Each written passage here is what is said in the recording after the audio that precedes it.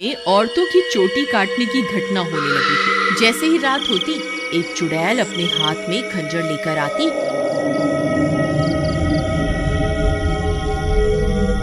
और जो भी औरत उसे सोती हुई मिलती, वह चुड़ैल उसकी चोटी काट कर वहां से चली जाती।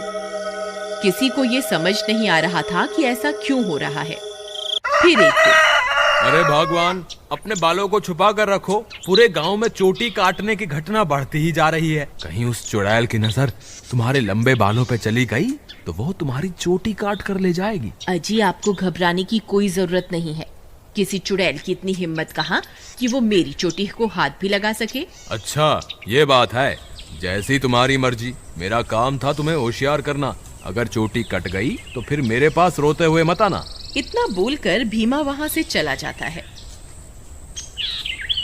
फिर रात होने पर वह चोटी काटने वाली चुड़ैल फिर से गांव में आती है।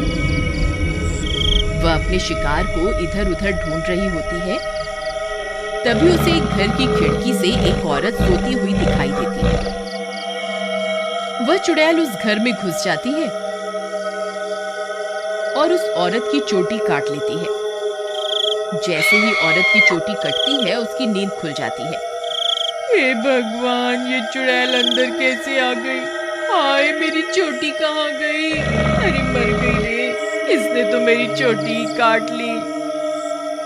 तभी वह चुड़ैल उसकी चोटी को लेकर वहां से उड़ जाती है। तभी वह औरत उसका पीछा करती है, लेकिन वह चुड़ैल अंधेरे में कहीं गायब हो जाती है। तभी उसका पति भी उसके पीछे पीछे वहां आ जाता है। क्या हुआ मीना, तुम अचानक इतनी रात को यहाँ क्यों भाग कर आ गई? देखिए ना, इस चुड़ैल ने मेरी चोटी ही काट दी और ना जाने अंधेरे में कहाँ गायब हो गई है। हे भगवान, ये क्या हो गया? तुम तो ठीक हो ना? उसने तुम्हें तो कोई नुकसान नहीं पहुंचाया ना? फिर वे दोनों उदास मन से वापस अपने घर आ जाते हैं।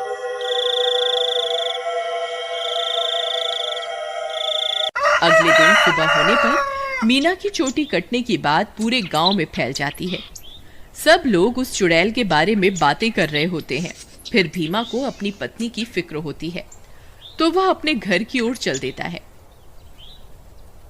घर पहुंचकर वह अपनी पत्नी के कमरे में जाता है तो देखता है कि उसकी पत्नी अपने बालों को संवार रही होती है। अरे सुमन, तुम्हें पता चला? कल रात को मेरे दोस्त मोहन की पत्नी की चोटी उस चुड़ैल ने काट ली। मुझे तो तुम्हारे लिए बहुत डर लग रहा है, कहीं वो चुड़ैल यहाँ ना आ जाए।